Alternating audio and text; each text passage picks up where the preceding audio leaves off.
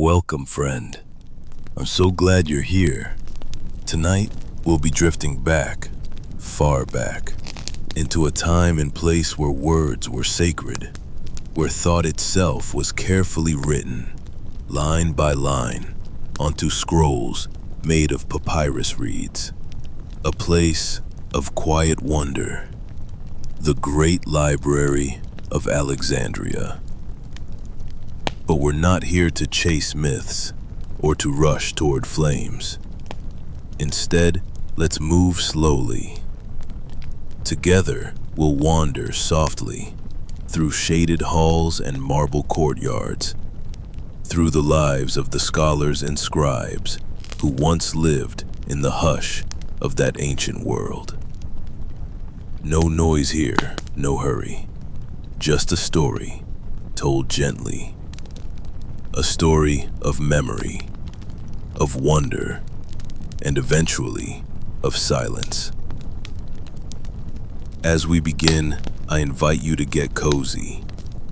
Settle into the warmth of your blanket or your pillow, or simply the stillness of this moment.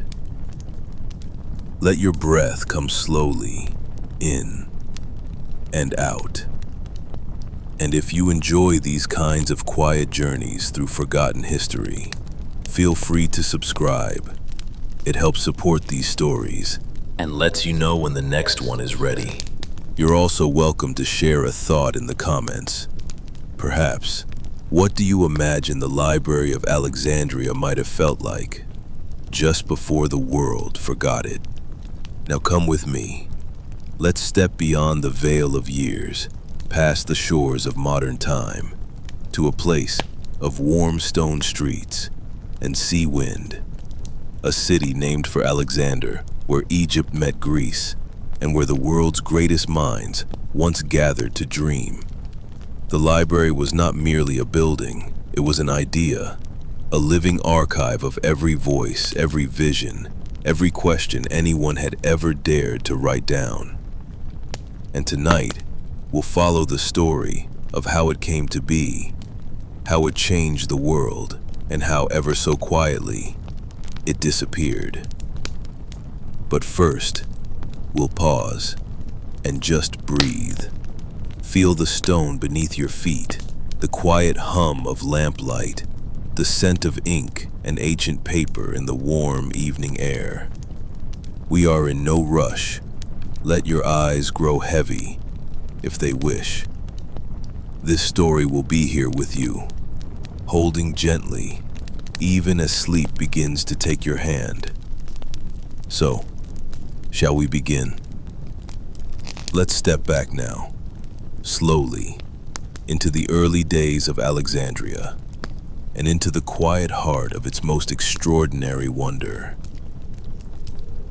Let's step gently now, through the mists of time, to a shoreline, bathed in the golden light of the Eastern Mediterranean. It is the 3rd century BCE, and we find ourselves in the ancient city of Alexandria, nestled at the mouth of the Nile. Here, the scent of salt and papyrus drifts through the air, and the murmur of waves hums softly beneath the rhythm of sandals on marble streets. Built by decree of Alexander the Great and designed by the famed architect Dinocrates, Alexandria is no ordinary city. It is a vision, a beacon meant to illuminate the world with knowledge, reason, and wonder. As we wander its early avenues, the sky glows with the soft haze of desert warmth. Sunlight filters gently through intricate lattice windows, casting moving patterns onto limestone walls. Camels pass slowly, their bells faint in the distance.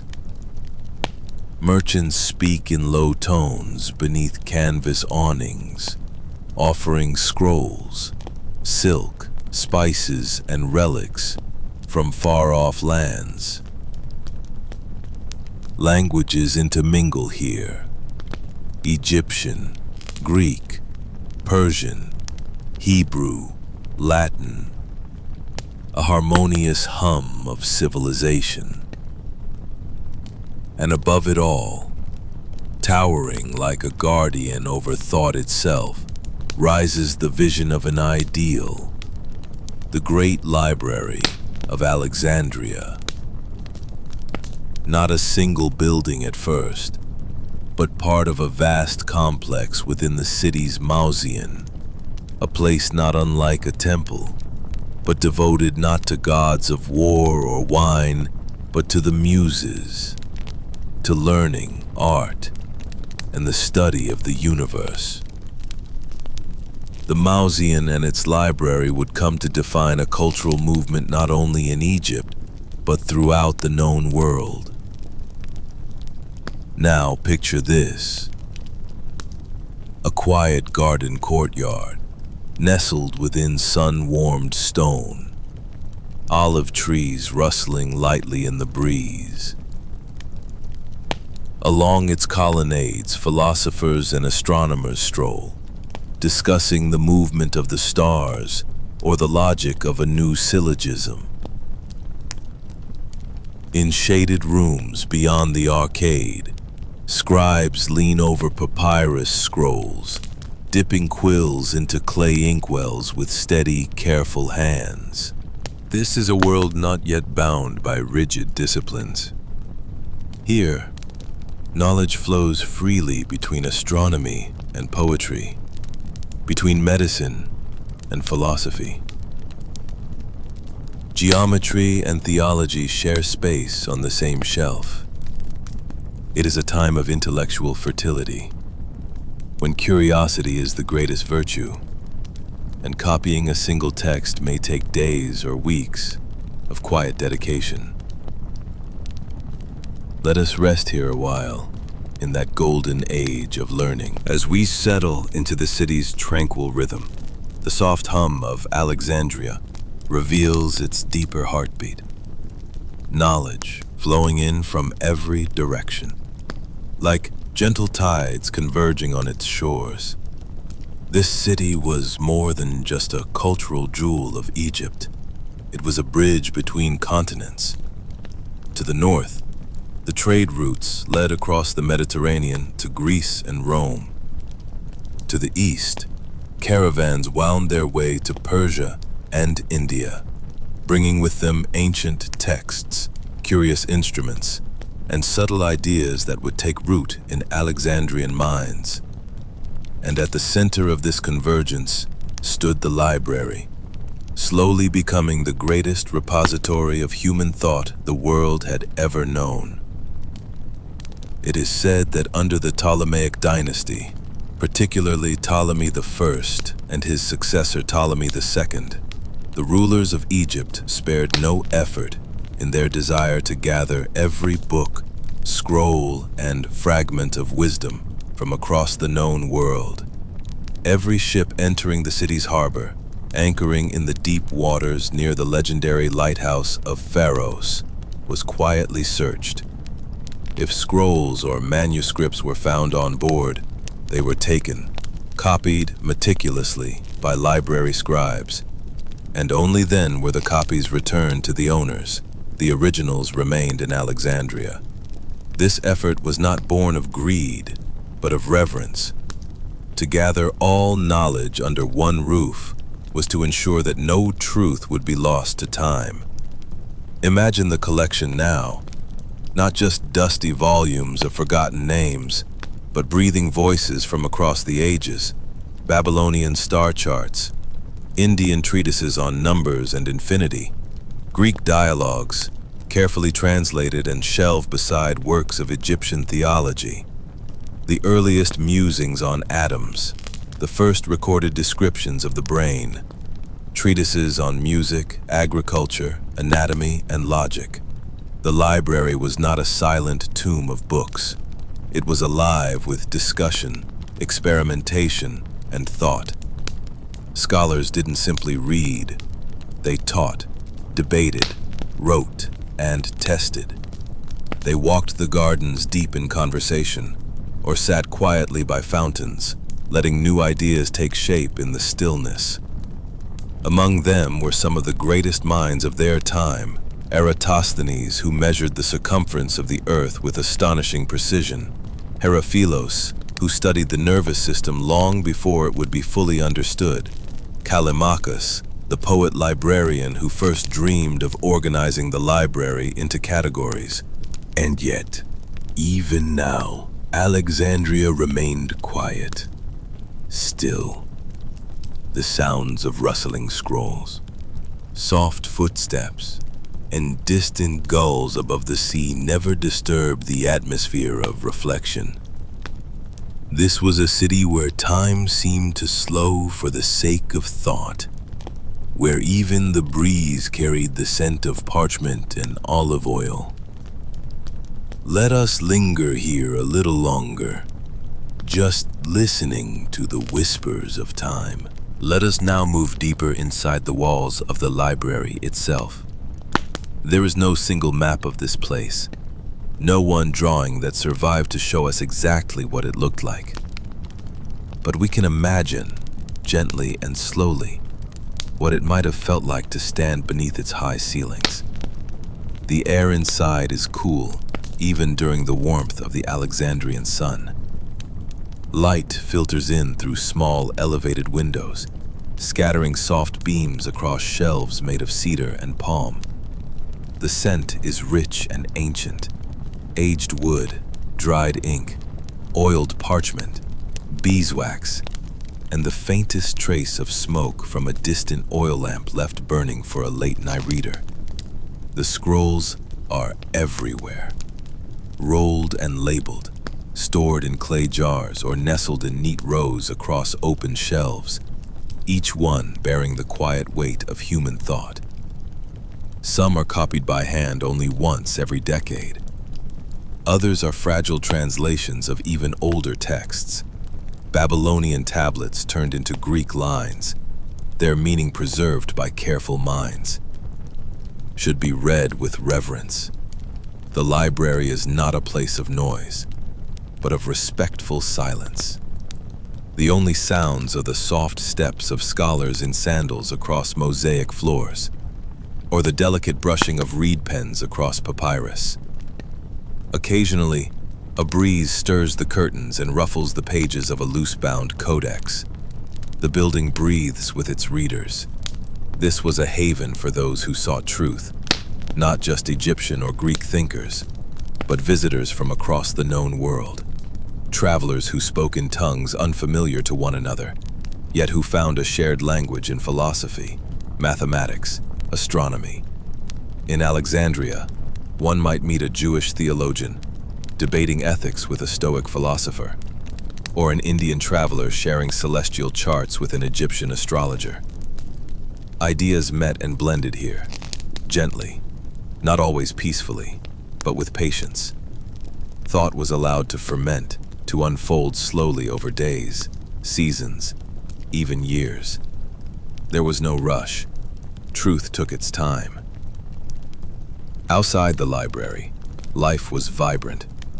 Children played along the harbor side, fishermen hauled in their nets before dawn, and merchants sold fruits, fabrics, and scrolls near the steps of the Serapeum. But within these sacred walls, it was always a different rhythm, slower, deeper, thoughtful. It was a rhythm designed not to dazzle, but to endure. Perhaps you can hear it now. That quiet hum beneath the quietness, the sound of ideas being born, one slow word at a time. Let us remain here a while longer, among the scrolls, the scholars, and the silence. As twilight stretches over the Mediterranean, casting long golden shadows across Alexandria's limestone buildings, we begin to see the delicate truth about this city of wisdom. That for all its splendor and ambition, The library was always a fragile flame, flickering in the breeze of time.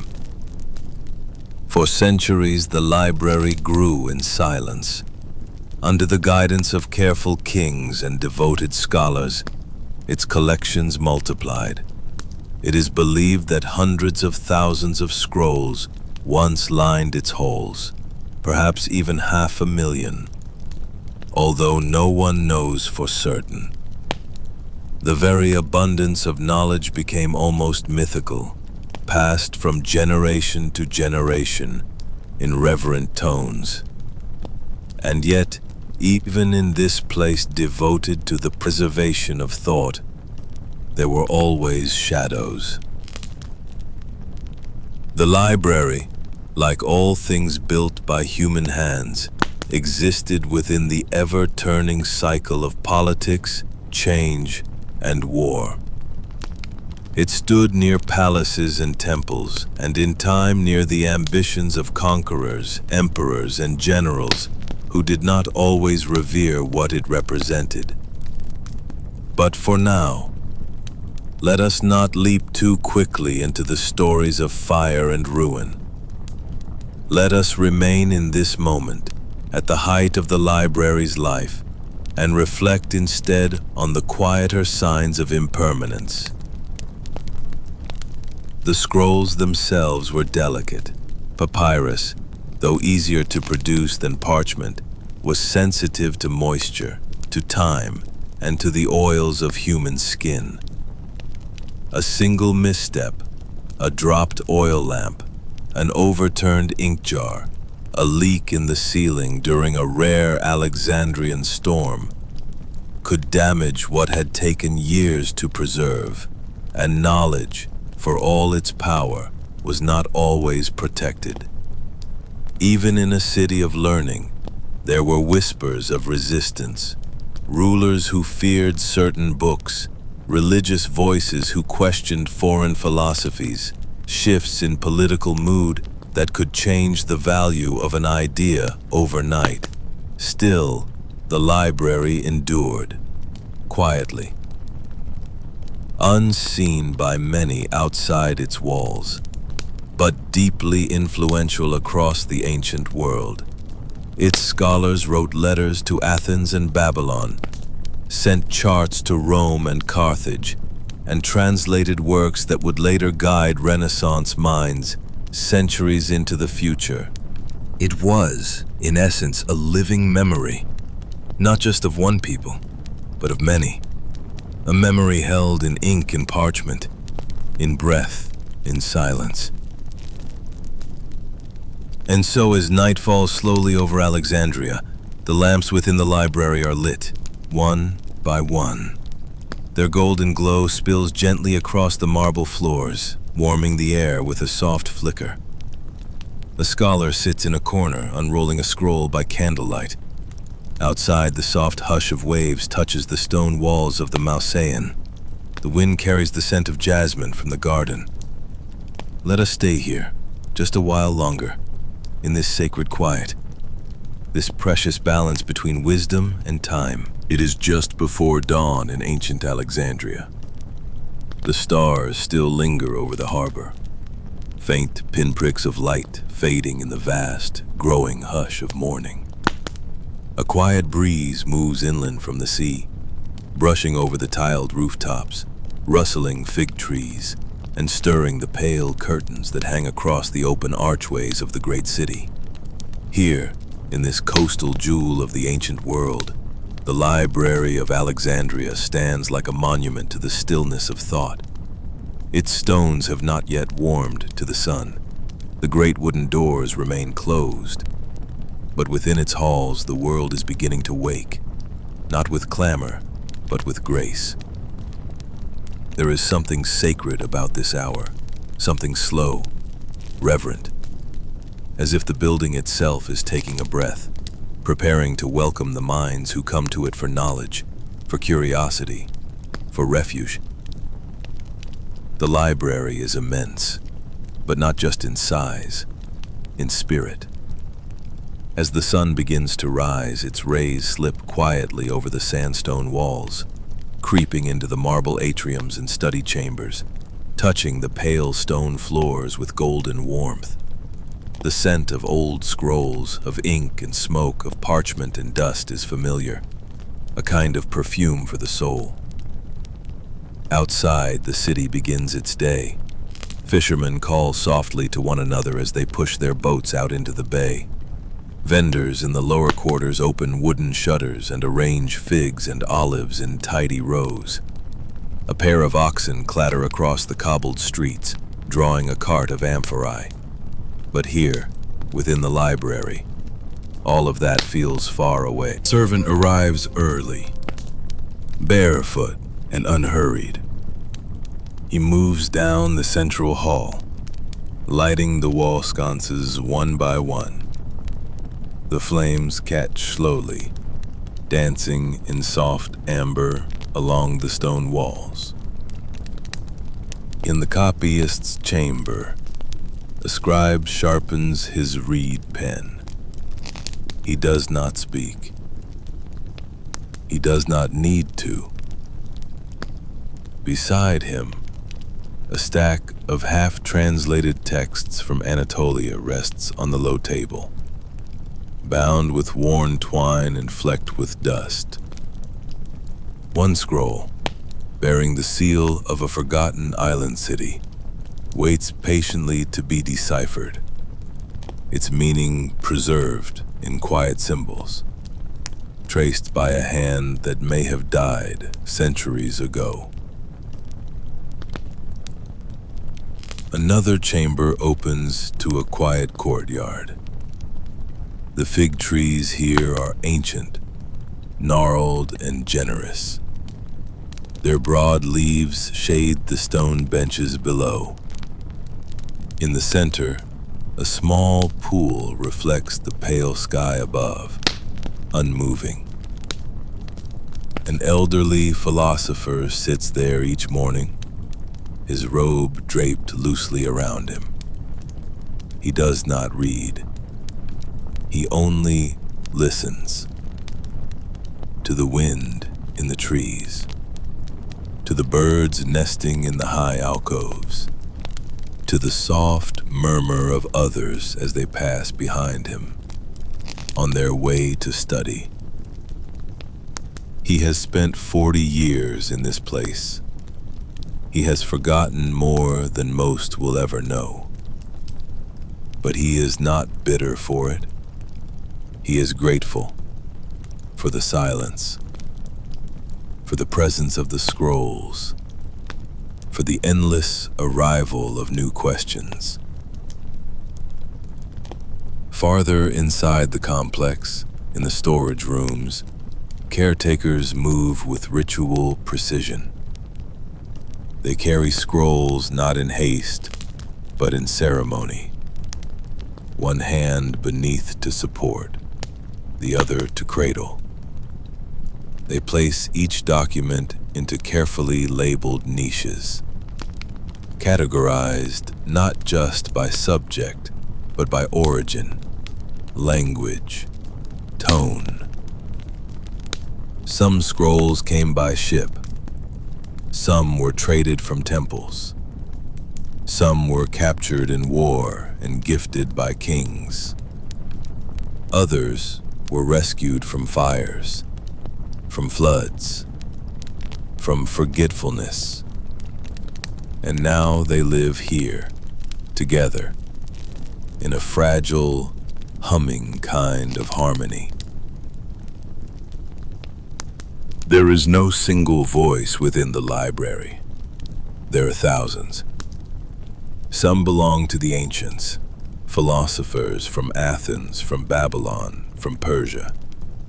Others speak from more recent times, poets, healers, astronomers, architects. And yet others do not speak in words at all. They speak through sketches, through symbols, through quiet diagrams etched into fragile papyrus with exquisite care. All are kept. None are discarded. The library believes that knowledge, no matter how strange, no matter how flawed or fragmented, is still worth keeping. By mid-morning, the inner chambers begin to fill. Not with noise, no, never noise, but with a subtle energy. Footsteps tapping gently along colonnades, pages turning deliberately, whispers of translation, a breath held in discovery. A young student sits cross-legged near the center courtyard, a scroll opened across her lap.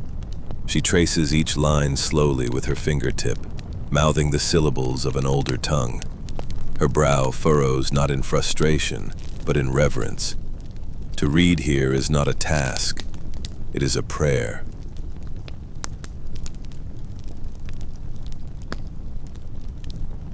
Somewhere deeper still, in a chamber rarely visited, there lies a shelf known to few. On it rest texts never opened, sealed for centuries in wax or cloth, too sacred to disturb, or too dangerous to read. No one truly knows. And perhaps that is the point. The library holds not only what we know, but what we are not yet ready to understand. Outside its walls, Alexandria stretches toward the sea. It is a city of movement, of trade, of argument, of invention. But inside these stone corridors, time moves differently. There is no hurry, no expectation, only the patient unfolding of thought. It is said that Ptolemy long ago envisioned a place where the world's entire knowledge could be kept in one home, where no story would be lost, where the light of learning could outlast the flicker of empires. And now, as the morning light filters through the high, dust-covered windows, we are here, walking quietly in that vision. No alarms, no sharp sounds, only soft footfalls, gentle rustling, and the steady, calm hum of a world at peace with its questions. What might it have felt like to walk there? To sit beneath one of those archways, scroll in hand, and let the day pass in quiet study.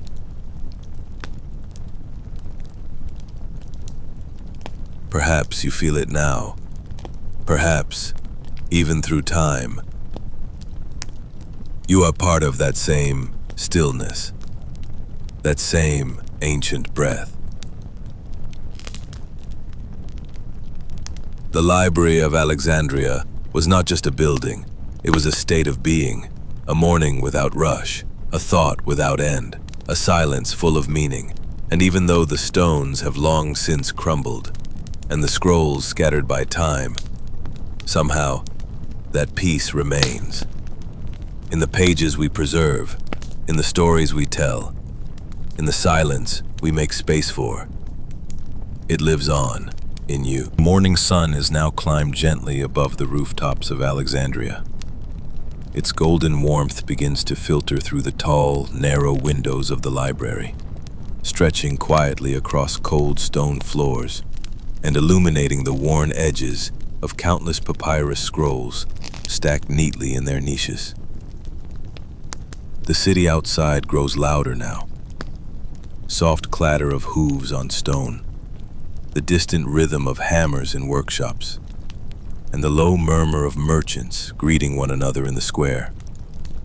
But within the library, the silence still holds. It is not the absence of sound, but a presence of calm. Inside the archivist's wing, a procession of caretakers moves carefully toward the eastern alcove.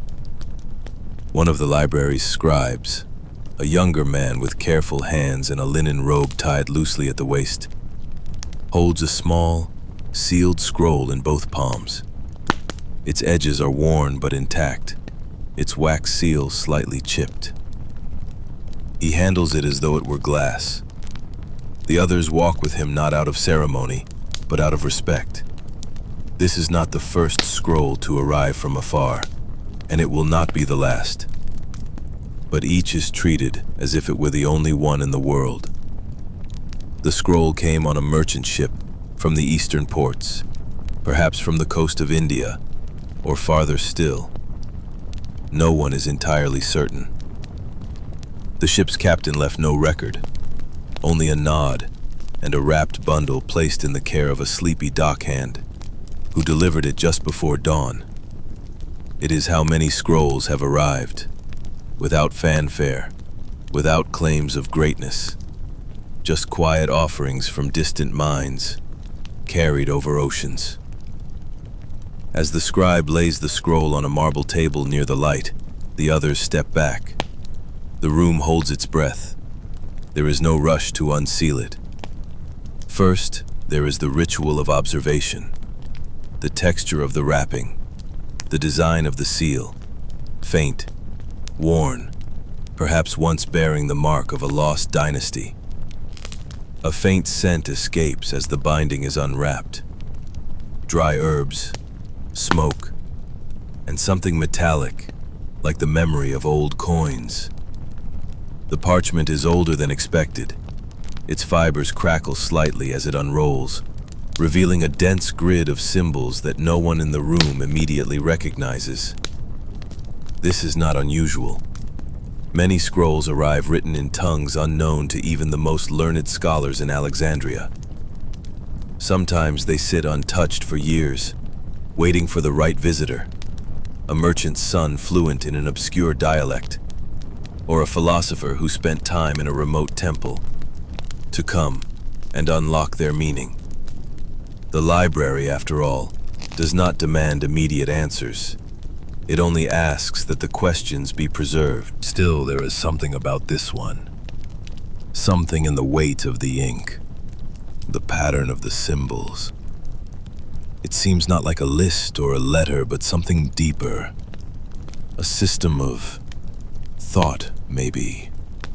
A philosophy encoded in quiet repetition.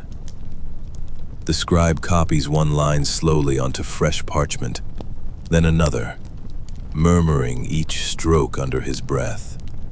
A few characters resemble Greek numerals, others echo Egyptian glyphs, and others still appear to belong to no known language at all. By midday, a small group of scholars has gathered. One believes the scroll is astrological in nature, a map of stars, written not as we would draw it, but as a story told backward through time. Another suspects it is medicinal, a collection of herbal cures encoded through metaphor, as was common in certain cultures that feared the misuse of sacred remedies. A third sits silently, his hand resting gently on the scroll, eyes closed. He says nothing, but when he finally opens his eyes, he smiles faintly, as though he's just remembered something from a dream. There is no consensus. There is no need for one. The scroll will be cataloged and kept. Notes will be written and shelved beside it. In the days to come, others will study it, perhaps translate a line or two. One day, perhaps not for years, someone will recognize a pattern. They will call it a breakthrough, and the scroll will move from one shelf to another. And still, its mystery will not be diminished.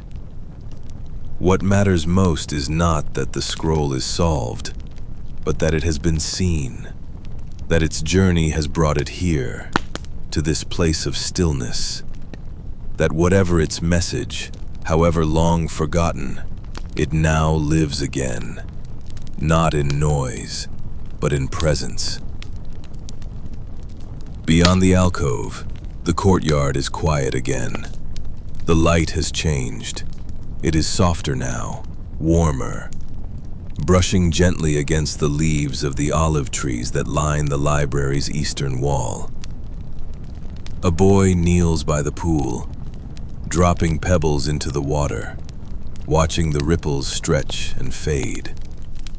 A teacher sits nearby, humming a melody too old for its origin to be remembered. He is not concerned with the scroll, not now. His learning takes a different shape. The library holds room for all of it. The known, the unknown, the nearly forgotten. Each arrival adds to the hush, Each mystery is a kind of music. And so, the scroll is placed on a shelf, its new home marked in the ledger by a single, careful line of ink. Another scribe closes the book and returns it to the desk, the soft creak of leather and parchment the only sound in the room. Outside, the breeze carries the scent of jasmine through the colonnade. Shadows lengthen. The world moves on. But within the library, time still moves gently, slowly, like ink across parchment. And the scroll, fragile, weathered, waiting, is now part of that silence. As we return to Alexandria, centuries after the library first came into being, the scene has subtly shifted. Though the streets are still alive with the scent of warm bread and crushed herbs, and the sea still brushes against the white walls of the harbor, there is now something quieter in the air, and something more uncertain. The golden age of the library, like all golden ages, was never destined to last forever. Even the strongest marble begins to weather beneath salt and time. Though knowledge had once flowed freely through these halls like a sacred river, by the later years of the Ptolemaic dynasty, the stream had begun to narrow. There were political tensions, gentle at first, like the first tremors beneath the earth before a quake. Power struggles began to stir within the royal family. Ptolemy after Ptolemy passed the torch, sometimes peacefully, often not. The once stable dynasty, descended from one of Alexander the Great's trusted generals, began to fracture from within. Outside the palace walls, Rome's influence was growing, quietly and inevitably. Where once the library had been the intellectual heart of a Greek-speaking world, now it found itself caught between the ambitions of empire. But perhaps the greatest challenge was not swords or decrees, but forgetfulness. As newer rulers came to power, not all of them shared the same reverence for scrolls and scholars. The library, with its thousands upon thousands of delicate scrolls, required constant care. Care that demanded funding, vision, and a deep respect for preservation. Without this, rot could set in not just among the scrolls, but in the very idea of the library's purpose. And so, as you walk the halls in this later age, they seem dimmer than before. Some of the reading rooms are still in use, but others lie quiet, neglected. A fine layer of dust rests along the edge of a forgotten windowsill. A lamp is left unlit, its oil never refilled. And yet, there is still beauty here. A young student quietly copies a fragment of a lost play by Euripides. A teacher explains the movement of the stars using a brass model whose parts have long since gone out of fashion.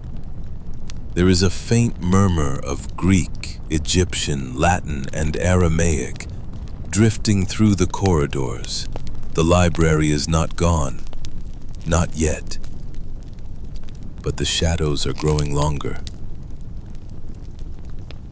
Let's pause here and let this moment settle.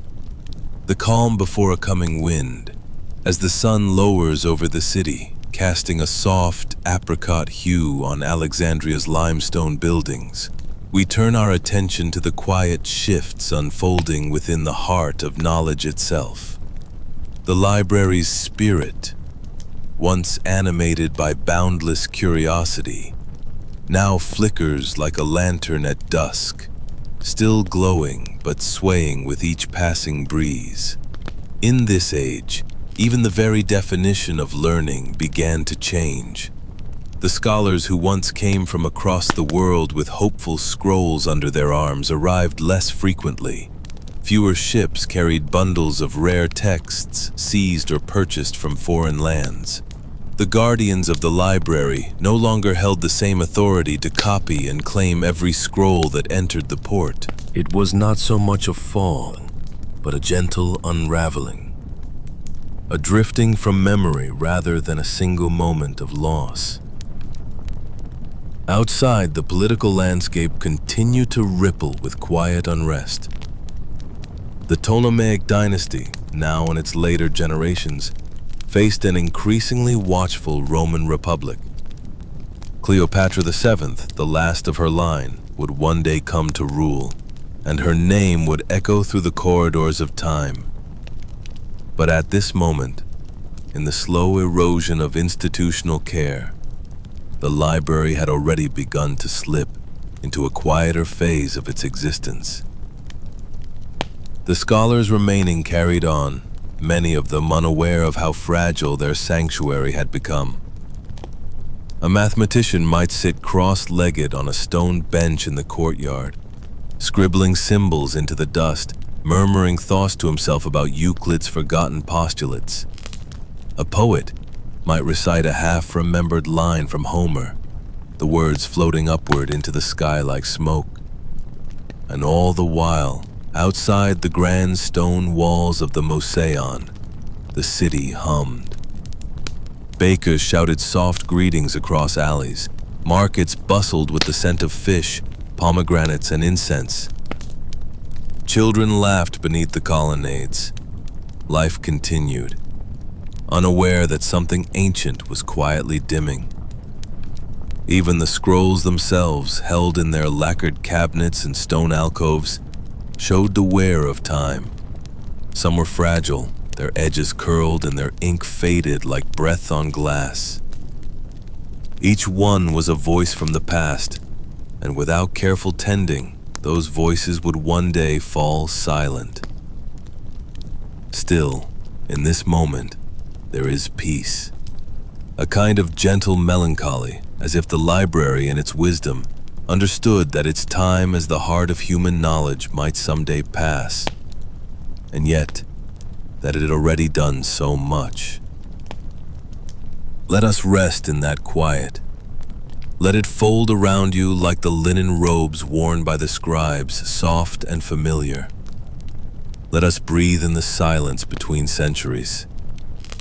As the soft evening light settles over Alexandria, the city becomes a reflection of the sea beside it, still and vast, with undercurrents that are easy to miss unless one listens carefully. In this calmness, we find ourselves drawn into the inner workings of the library during its twilight years. Not all changes were visible on the surface. Some came quietly, in the form of shifting priorities. The scholars who once roamed the halls in great numbers had begun to dwindle, and with their absence came the fading of once cherished traditions.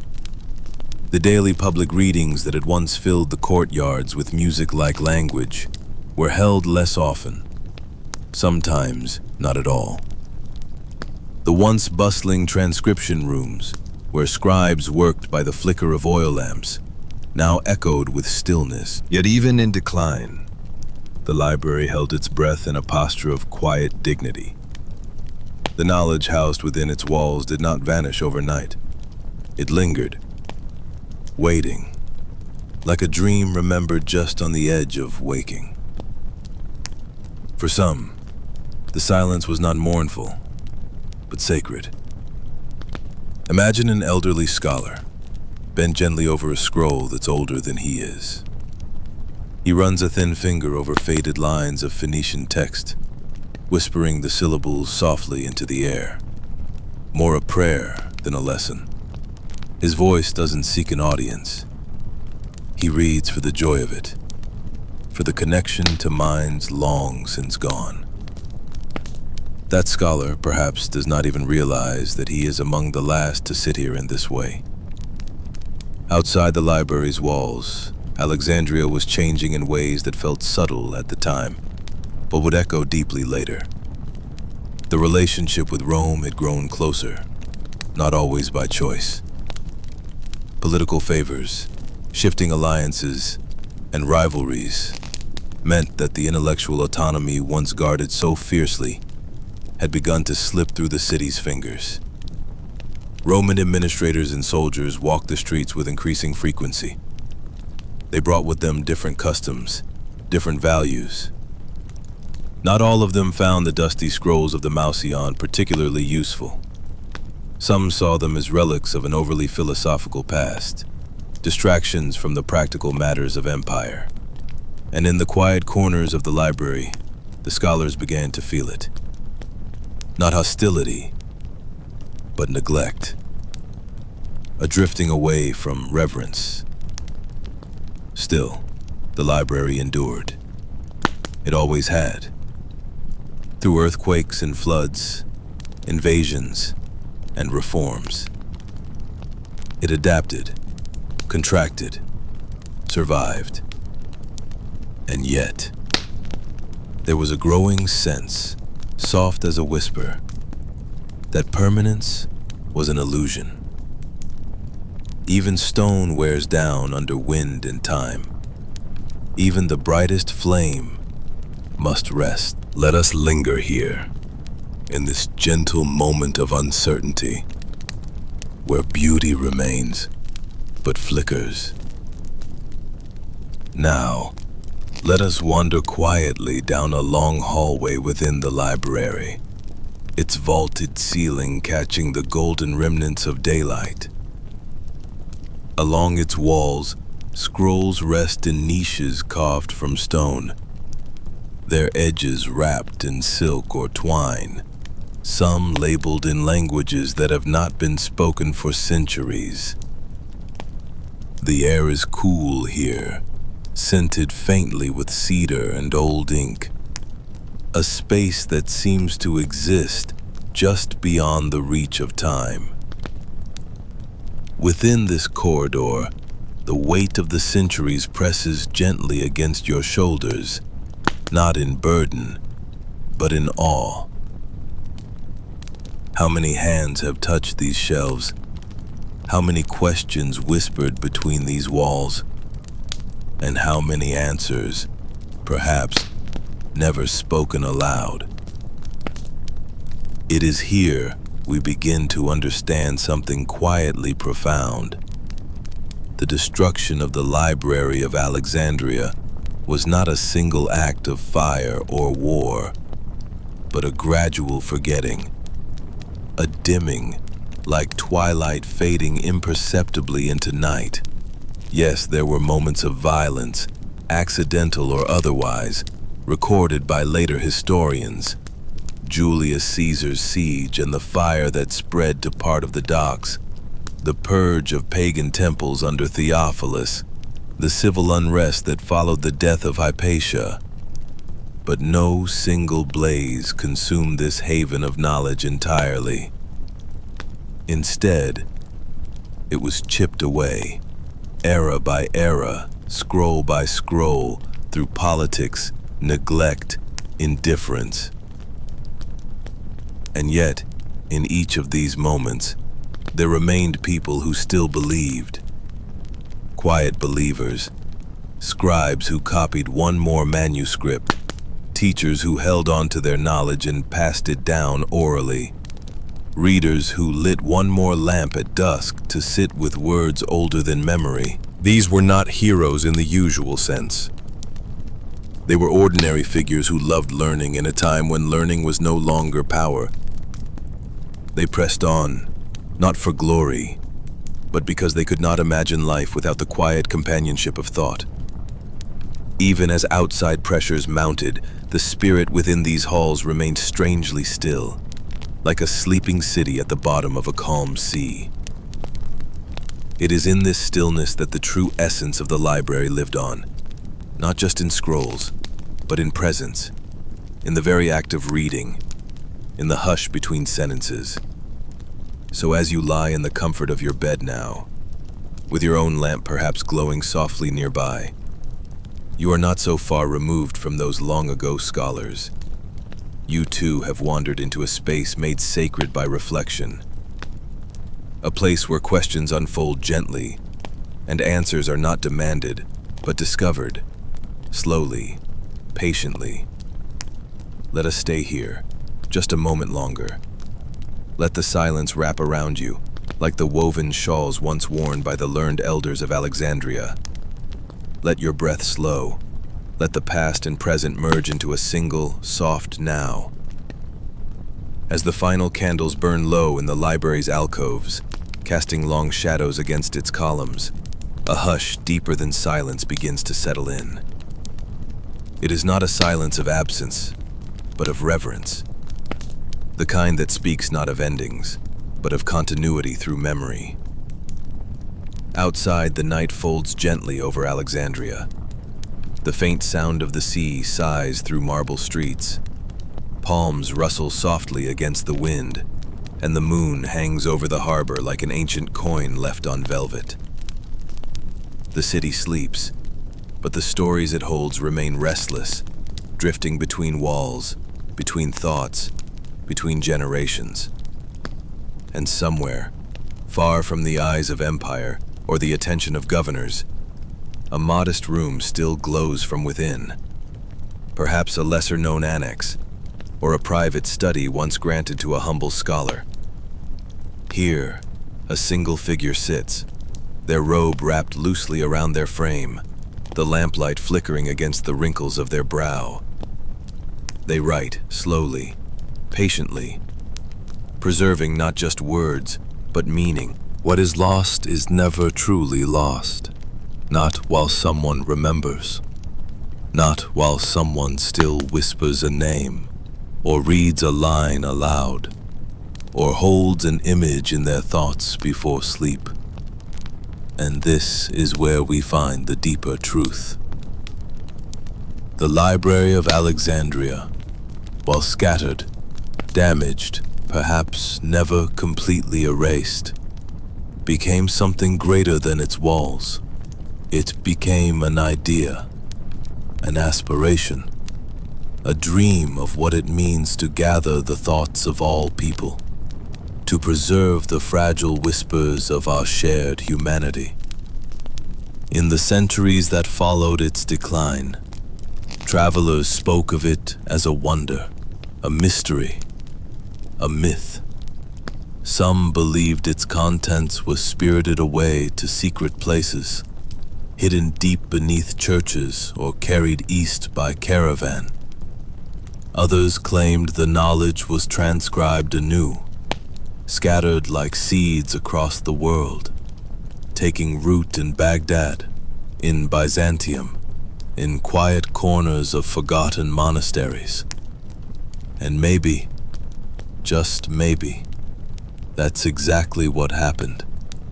Not in one dramatic rescue, but in thousands of small gestures.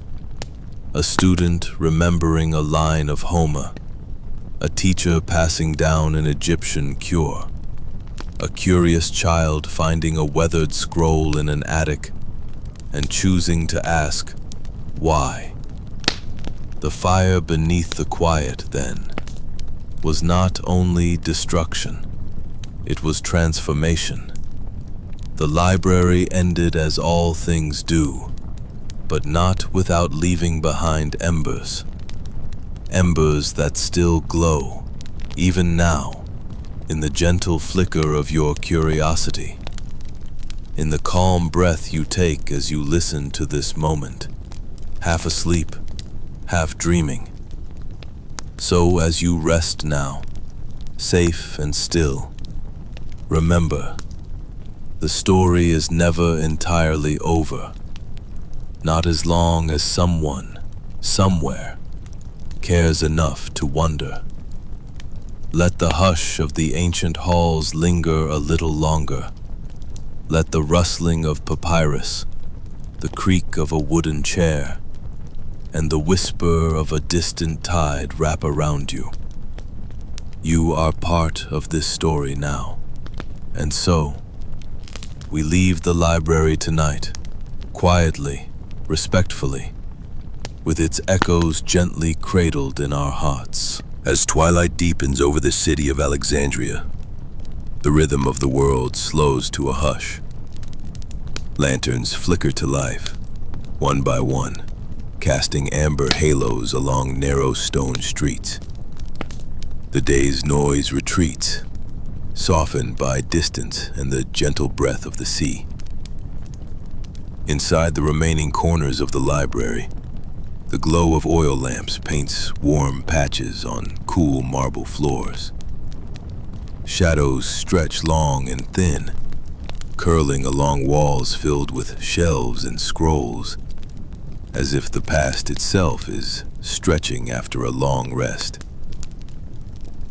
Here, in the quietest part of night, the mind begins to wander gently, without urgency or aim. There is something special about this hour, when the world grows still and reflective. It invites not study but reverie, not ambition but presence.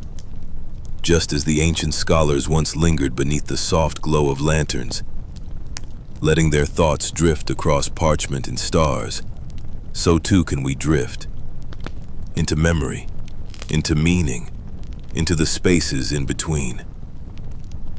What was it like, one wonders, to live in a time where knowledge was written by hand, when every word was inscribed with care, every page held the breath of its scribe?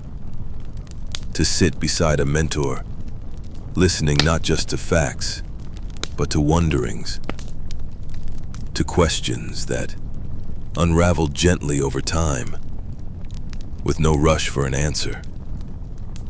Perhaps it was more than a place of information. Perhaps the library was a sanctuary for those who loved to think slowly, to feel their way into understanding, the way one traces a shoreline by moonlight. Imagine leaning back on a wooden bench, hands wrapped around a warm cup of spiced wine, the scent of aged paper rising with the lantern heat. You listen not to debate, but to silence. A silence filled with ideas still forming, thoughts still settling like dust on old stone. And in that stillness, you begin to ask the quiet questions, the kind that come only when the noise of the day is gone, the kind that cannot be answered with numbers or dates. What is worth remembering? Why do we seek to know? What, if anything, do we owe to the past? These are not burdensome thoughts. They do not ask to be solved. They ask only to be felt, to be held gently, like a worn volume passed from hand to hand, heart to heart. Outside, the breeze carries with it the scent of salt and fading blossoms from garden courtyards. In the distance, waves lap softly against the docks. The sounds are faint but constant, like a memory repeating itself just below the surface of consciousness. Within the library, nestled between the shelves and pillars, are quiet alcoves where philosophers once sat, not to argue, but to listen. The ancient world, we often imagine, was loud with conquest and ambition, but there were also places like this, where thinking slowly was an art, where stillness was not emptiness, but fullness waiting to be noticed. The scholars who walked these halls moved without hurry. Their sandals brushed against mosaic floors, their robes whispered against the air. They lived in a world where you might spend a lifetime transcribing a single manuscript, and that was enough. Where questions weren't obstacles to answers, but companions on the journey. And among them were dreamers, people who believed, truly believed, that understanding the stars, or the structure of a poem, or the nature of the soul was a noble task. Not for profit, not for praise, but for beauty. Some studied the heavens with instruments carved from bronze, charting celestial paths by starlight alone. Others spoke of atoms, of the unseen particles that build our world, long before modern science confirmed such things. And still others gathered myths, songs, and stories, not as distractions but as essential parts of human truth. It was here, in these contemplative hours, that such thoughts flourished, with no deadlines, with no audience, just the hum of the oil lamp and the occasional rustle of parchment. And perhaps it is this slowness we miss today, not the facts themselves, but the way they were treated, with reverence, with patience, with care, letting a single sentence live in the mind for hours, letting the weight of a word settle across the chest like a warm hand. That too is a kind of knowledge, one not kept in scrolls or carved in stone, but carried quietly within. Now, let your thoughts drift even deeper to the people we seldom name, not the rulers or the philosophers whose writings endured, but the copyists, the caretakers, the nameless hands who lit the lamps each evening, who dusted the scrolls, who swept the courtyards and kept the silence intact. Imagine, if you will, a young apprentice in the library, barefoot, carrying a stack of scrolls from one chamber to another. Their path is familiar, worn smooth by daily passage. Their fingers are ink-stained, their mind quietly alert, not from pressure, but from presence.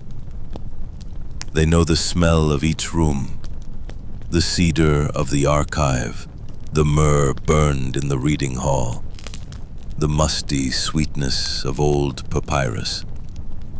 They know where the steps creak, where the light falls best in the afternoon, and which scribes hum softly while they work. And though they might never write a single treatise or be remembered by name, they are a part of something vast and gentle, a living bridge between minds long past and futures yet to come.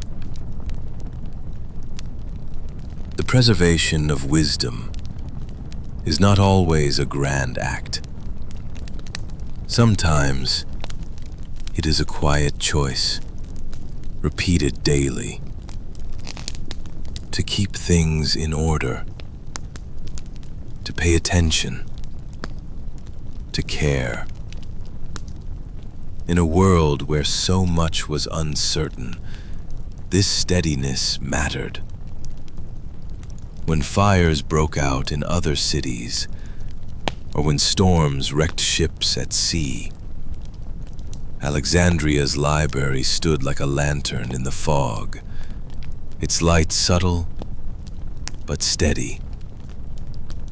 And perhaps that's what made its loss so profound. Not just the knowledge that burned, but the rhythm that was broken, the slow, steady heartbeat of a place that believed thinking was a sacred act. What would it feel like to walk there now, barefoot like that apprentice, trailing your hand along the cool stone walls, listening to the hush of ages past, to know that each breath you take is shared with the memory of thousands who once came seeking not power or fame, but understanding. To realize that knowledge was never meant to be rushed. As night deepens and the outer world recedes into hushed silhouettes, the inner world of thought becomes vast and vivid. Imagine now the courtyard at the heart of the library. By day, it was alive with low conversation and the sound of sandals brushing over gravel. But by night, it lies still beneath the stars, open to the sky, columns framing the heavens like a grand observatory of the soul. A reflecting pool rests in its center, and the surface mirrors the constellations above. That mirror, water and sky, was more than ornamental. It invited pause. It suggested without a word that to reflect on the cosmos was to reflect on oneself. The philosophers and dreamers of Alexandria did not separate the stars from the soul. One spoke to the other. The turning of planets echoed the patterns of thought, and the mysteries of the heart found comfort in the dance of distant light. Here, under the moon's soft gaze, an elder scholar might take slow, deliberate steps along the stone path circling the pool. No quill in hand, no parchment to distract, only the weight of memory and the quiet gravity of questions too deep for daylight. He might remember a passage from an ancient poem, something about longing or time or the nature of change. He might repeat it softly to himself, barely louder than a breath, as the cicadas sing beyond the walls. And in that moment, he is not alone. For centuries of seekers, across cultures and epochs, have stood under stars with similar thoughts. Wondering what it means to know, what it means to lose. What it means to continue searching even as the night deepens. This is the kind of learning the library offered. Not only scrolls, but sanctuary. Not only records, but rhythm. Learning was not consumption. It was communion with those who came before and those who would come after, with nature, with self, with time itself. Imagine sitting on the edge of that reflecting pool, your feet dangling just above the water, the night air cool on your skin, the scent of jasmine drifting from a nearby vine. You close your eyes, and you can feel the quiet hum of something ancient, something steady. The library, in its essence, was a place not just of knowledge, but of stillness. A stillness that allowed the mind to expand without pressure, to meander without judgment, to rest.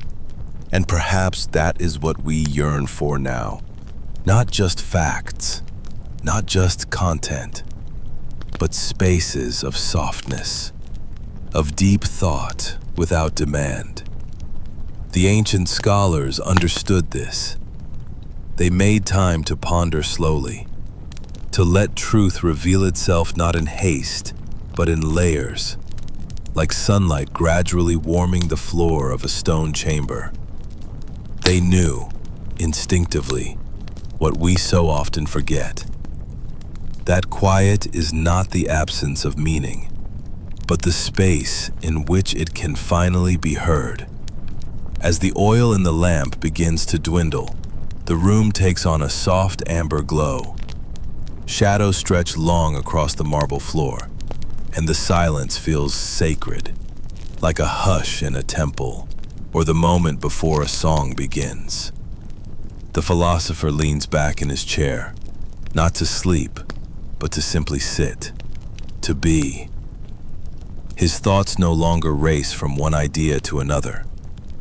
Instead, they move like a slow tide, gently washing over memories, questions, and quiet certainties. He thinks of the students he's taught, of the scrolls he's read, of the long hours spent transcribing words written by hands now long turned to dust. He thinks of his younger days, when he believed every answer could be found in ink and reason. And he smiles, not because he was wrong, but because he now understands the beauty in not knowing. There is peace in uncertainty, when it is cradled by curiosity and not fear. Outside, the wind shifts slightly. A palm tree rustles. A bird stirs in its perch. But the library holds steady. Its walls, its columns, its accumulated wisdom, they wait patiently, as they always have, for the next seeker to enter. And so the night deepens further. The stars begin their slow arc downward. The city of Alexandria sleeps, unaware of the quiet wonder housed within its most treasured heart. The philosopher closes his eyes, not in sorrow, not in regret, but in fullness. For he has spent his life in the company of thoughts, and now, in this deep and golden silence, he is content. Not because every question has been answered, but because every question was worth asking. The Library of Alexandria, whether in its full glory or in the embers of memory, remains not simply as a collection of texts, but as a symbol of what it means to care for knowledge, to nurture it, to believe in its quiet, transformative power. And so we, in our time, still feel the echo of those long-gone footsteps across ancient floors. We feel it now, even here, even in the gentle drift toward sleep. As the story of the Library of Alexandria reaches beyond its ancient stone walls, it begins to ripple outward, like a soft breeze carrying the scent of forgotten flowers through time and space. Though the library itself no longer stands, its spirit endures in countless ways, whispering through the corridors of history and thought. Imagine the vastness of the ancient world, cities and empires stretching like a great tapestry, each thread woven with stories, ideas, and discoveries. The library was not merely a place, but a beacon. It drew scholars, poets, and dreamers from far corners, each bringing with them their own light, their own questions, their own stories. And when those seekers left Alexandria, their footsteps scattered seeds of knowledge, of curiosity that took root elsewhere, through the dusty roads of the Roman Empire, along the winding rivers of Mesopotamia, across the rolling hills of Europe and the deserts of the Middle East. Echoes of the library's spirit traveled quietly, but persistently.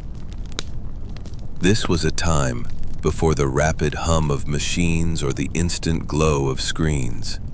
Learning was a slow, delicate art, carried by individuals who treasured every book, every scroll, every whispered idea.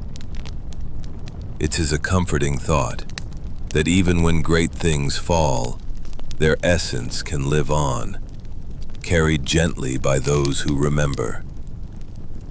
As you listen, picture a traveler on horseback, winding through olive groves and sun-dappled hills, clutching a precious scroll rescued from a distant fire. Or a quiet scribe, hunched over a desk lit only by candlelight, copying words by hand to preserve them for generations not yet born.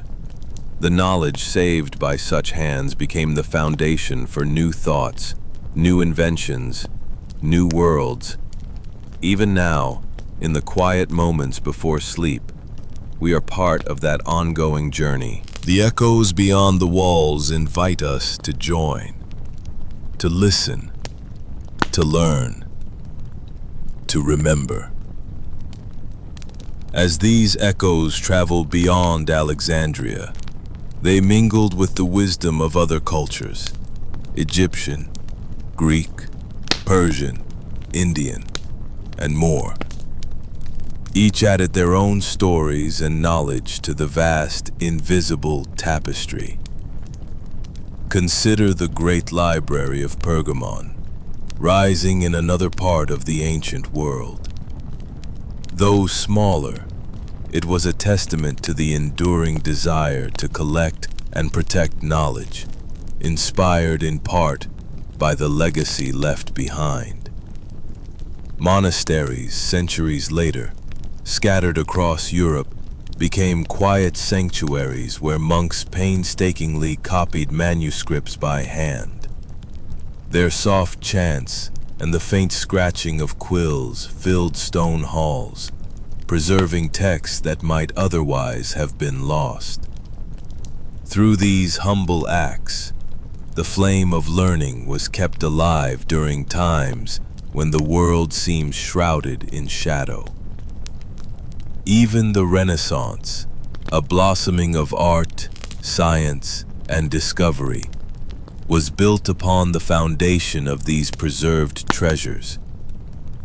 The works of ancient philosophers, mathematicians, and poets were rediscovered, studied, and cherished once again. So, the story of the library is not just one of loss, but also of resilience, of how knowledge can travel through time and space, adapting and growing with each new hand that holds it. As you imagine these quiet moments, the flicker of candlelight on parchment, the slow turning of pages, you feel connected to a chain of caretakers stretching across centuries. Each link holding fast, each whispering, "Remember." This gentle passing of knowledge reminds us that while buildings may crumble and flames may rise, the ideas they housed have a life far beyond. They live in us, in our curiosity, in our longing to understand and dream. The lasting impact of the Library of Alexandria is also found in the way it shaped the idea of what a library could be. A sanctuary for thought, a meeting place for minds, a home for the collective wisdom of humanity. Long after the dust settled on its ruins, scholars continued to dream of recreating such a space, a place where knowledge from all corners of the world could be gathered and shared freely. This dream inspired countless libraries through the centuries, from the great halls of the medieval universities to the modern institutions of learning we know today. Even now, the quiet reverence we hold for libraries, the hushed voices, the soft rustling of pages, the smell of old books, carries a subtle echo of Alexandria's spirit. It reminds us that the pursuit of knowledge is not merely academic but deeply human. It is about connection between past and present, between different cultures and generations, and within ourselves. As you listen, imagine the hushed footsteps of visitors wandering among shelves lined with ancient tomes and glowing screens alike, each seeking something meaningful. The world has changed, yet the longing to understand, to explore, to preserve, remains constant. And in this, the legacy of Alexandria lives on, not as a lost city, but as an idea shimmering quietly beneath the surface of our collective consciousness. In this calm moment, as the day slips away, we too become part of that story, carrying forward the light of knowledge in our own way. The story of the Library of Alexandria also invites us to reflect on the fragility and resilience of knowledge itself, how easily it can be lost to time, conflict, or neglect, and yet how determined humanity has been to protect it. Throughout history, countless works once thought lost have been rediscovered, hidden in forgotten corners, preserved in translations, or carried across continents by dedicated scholars. Each rediscovery is like a quiet triumph, a soft reclaiming of the past's wisdom and wonder. This delicate balance between loss and preservation teaches us to cherish what we have now, whether it be a single book, a quiet moment of study, or the collective knowledge accessible at our fingertips. It also reminds us that knowledge is never truly owned. It belongs to all of us, passed from hand to hand, generation to generation, like a whispered secret meant to inspire and guide. As the world grows louder and faster, the story of Alexandria urges us to slow down, to sit quietly with a book, to listen deeply, and to hold space for reflection. In those quiet moments, we touch something timeless, a shared human experience that connects us with those ancient scholars who once walked the marble halls, searching for truth in the flickering candlelight. And so, as the stars begin their gentle sweep across the night sky, we find ourselves part of an unbroken chain, carrying forward the light of knowledge through the calm and the dark. The library may no longer stand, yet its spirit lives on, woven into the fabric of our shared history, present in every book read under soft lamplight, in every quiet moment of curiosity and wonder. It invites us to remember that knowledge is not confined to buildings or scrolls, but breathes in the human desire to understand, to dream, and to connect. In this peaceful moment, as your breath slows and your thoughts begin to drift, hold on to the warmth of that idea. Let it cradle you as you float gently towards sleep, a restful voyage through the echoes of time, where ancient wisdom and quiet dreams meet. The fire has long since burned low. The stars outside the city now shimmer more brightly than the lanterns of Alexandria. In your imagination, perhaps you're still walking those quiet halls. Or perhaps you found yourself resting on a stone bench just beyond the library's outer garden wall. The cool scent of the sea rising through olive trees. Nothing asks to be done. There is only stillness. And in that stillness, something rare begins to unfold. Not knowledge, not even memory, but reflection. What is it that we seek when we gather knowledge? When we build places like the library, vast, intricate homes for thought, what are we really reaching for? Is it power? Some might say so. But tonight, in this softness, power feels far away. No. It seems something gentler calls us, something closer to belonging. The people of Alexandria, from the tallest scholars to the quietest scribes, weren't simply collecting facts. They were reaching, gently, toward understanding, toward connection, toward a shared map of meaning that stretched beyond a single lifetime. You may ask yourself now, what kind of knowledge would you preserve if given the chance? A memory of childhood? A poem? A soft-spoken idea that once helped you through a difficult day? Not all wisdom lives in books. Some lives in glances or gestures, or in the silence shared between friends. The library may have stored scrolls, but people have always stored truth within themselves too, passing it softly, not just with words, but with care. Let us linger there for a moment. In that quiet, let us imagine how many countless small truths have vanished over time, songs never recorded, lullabies lost to wind, laughter that echoed through gardens now buried beneath dust. And yet, perhaps they are not truly lost. Perhaps every act of listening, even now, even here, in this moment of rest, calls them back, like ripples returning to a still pond. You are not just a listener in this story. You are its continuation. As your breath slows, as the night wraps itself more gently around you, let that thought settle in your chest like a warm, glowing coal, that you too carry the echo of places long gone, and dreams that still whisper across centuries. Let us drift just a little deeper now. In the softest corners of the library, where few ventured and even fewer spoke aloud, the light from a single flame could illuminate a whole chamber. Not because the room was small, but because the silence was so complete, so embracing, that the smallest glow stretched effortlessly into every shadow. Perhaps the same is true in the mind. You may imagine your thoughts tonight as a great vaulted room. The walls are smooth, the floor is cool stone. There is no sound, save for the rhythmic tide of your breath, flowing in and out like gentle waves on distant sand.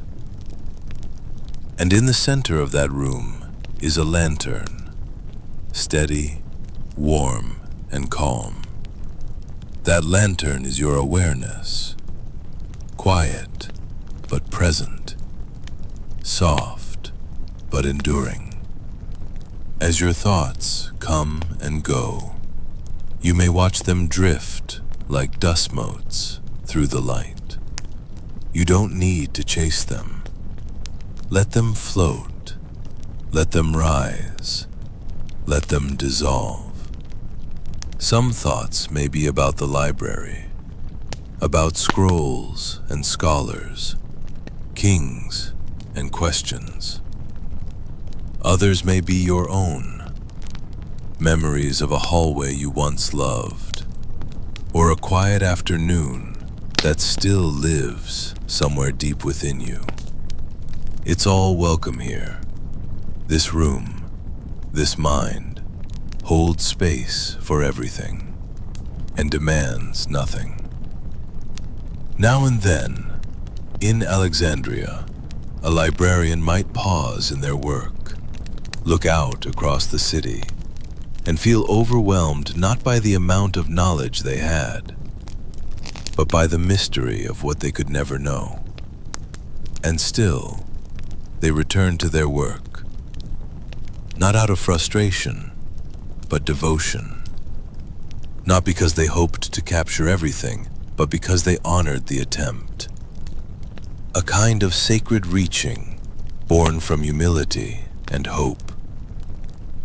So too can we live, not needing to understand all things, but treasuring the questions themselves.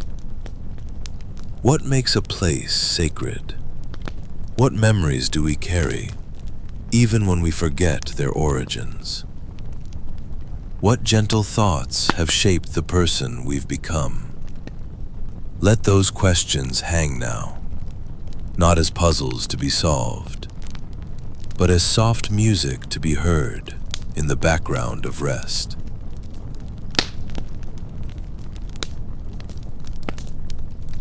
You are not expected to answer them, only to feel them pass like the wind through ancient curtains. In this stillness, as your breath deepens and your eyes grow heavier, let the library be not a building, but a feeling. The feeling of being safe, surrounded by memory, and connected to something far larger than yourself. The night stretches on. The sea is calm. And above it all, stars turn slowly, patiently, just as they always have. As we come to the end of our journey together, let's return, softly, slowly, to the beginning. You may not remember each name, each date, each footstep we took through ancient corridors or down sun-warmed streets. And that's perfectly all right. These stories were never meant to be memorized. They were meant to be felt, to be lived in for a while. Like stepping into a quiet room and resting there. You and I have walked alongside scholars and scribes through sunlight filtered by latticed stone. We've wandered the markets outside the library, where voices mingled with sea salt and cinnamon and watched candles burn low over parchment crowded with ideas. We have sat, side by side, in the stillness of rooms that no longer exist, yet somehow remain. There is something remarkable about you, here now, listening, imagining, dreaming, that connects you to all those who came before, to the thinkers who once stayed awake under starlight, asking the same questions we still ask, to the caretakers of memory who believed that preserving thought was an act of love, to the quiet hands that copied words not for fame, not for wealth, but because they believed someone, someday, might want to understand. You have joined them, simply by listening, by wondering, by allowing this moment to unfold slowly in your mind. And that is no small thing. The Library of Alexandria is gone, its scrolls lost, its marble worn away, its voices silenced long ago by fire or by time. But what truly mattered never left us. The reverence for knowledge, the courage to ask, the humility to not know, the deep, gentle belief that truth is worth seeking, even if it's never fully found.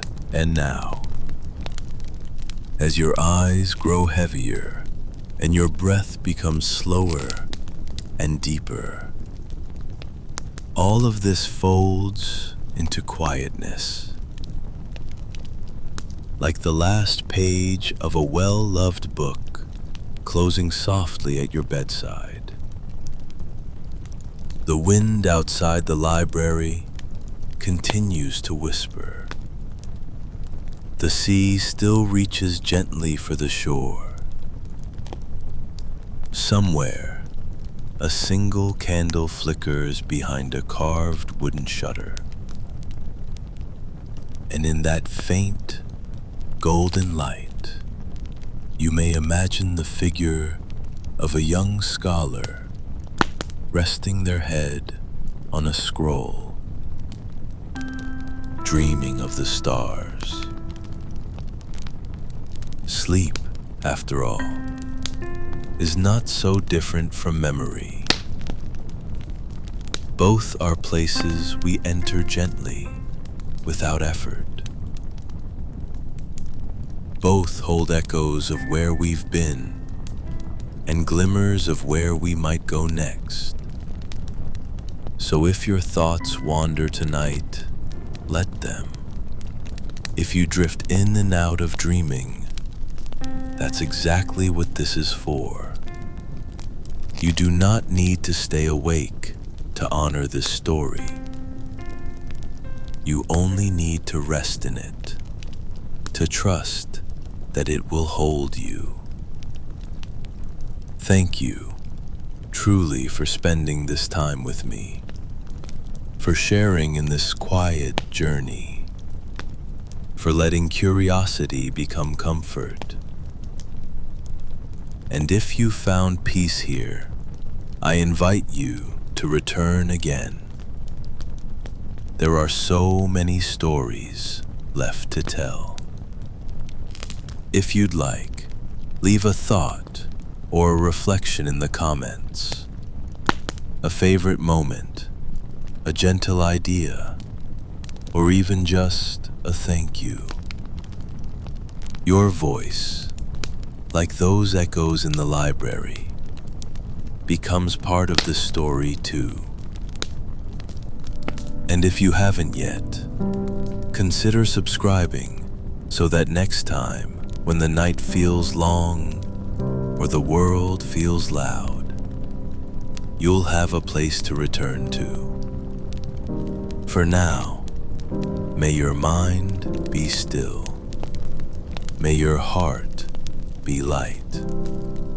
May your dreams carry you forward, gently, slowly, like a boat adrift on calm, moonlit waters. The library may sleep tonight, and so may you. Sleep well.